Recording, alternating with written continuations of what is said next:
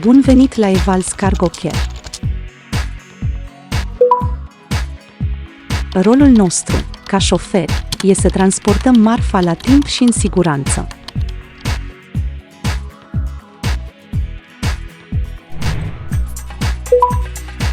Pentru a transporta marfa, vom face echipă cu dispecerul nostru. Câteva sfaturi pentru o cooperare eficientă.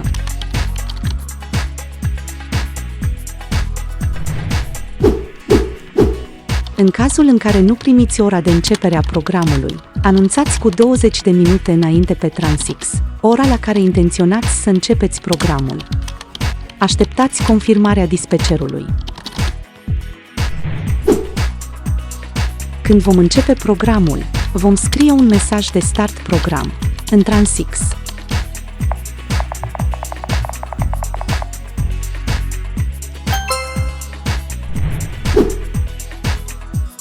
Când vom finaliza programul, vom scrie un mesaj de stop program în Transix, notând și kilometrii din bord.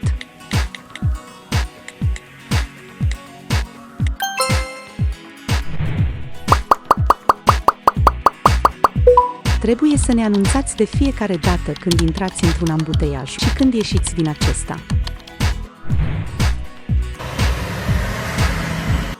Anunțați de fiecare dată când așteptați mai mult de 45 de minute la încărcare sau la descărcare.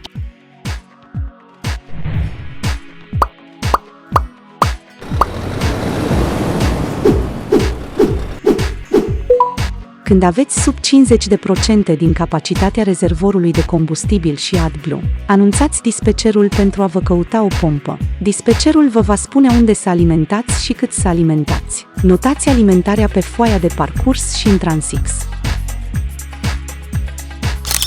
Trebuie să scanăm CMR-ul de la încărcare și descărcare, împreună cu celelalte documente.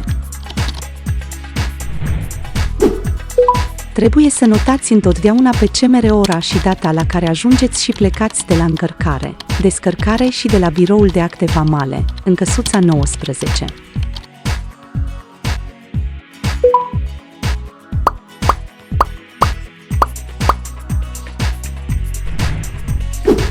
Dacă pentru o cursă nu vom avea planificare, după încărcare va trebui să anunțăm numărul de coli încărcate, numărul de chinci mobile și fixe folosite pentru arimare, numărul de sigiliu, dacă CMR-ul este semnat sau nu, metri liberi de podea.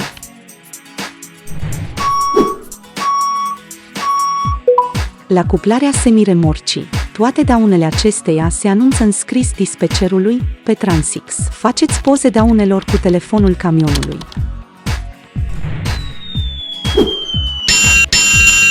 La încărcarea sau cuplarea semiremorcii, verificați greutatea pe motrică. Aceasta nu trebuie să depășească 11,5 tone. Anunțați dispecerul dacă greutatea se depășește. La cuplarea semiremorcii, verificați că actele Murphy să corespundă cu planificarea dumneavoastră. Dacă sunt diferențe, anunțați dispecerul.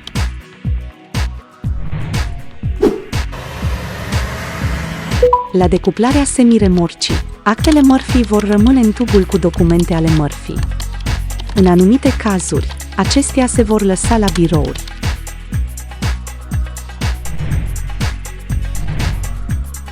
Vom suna dispecerul doar pentru urgențe.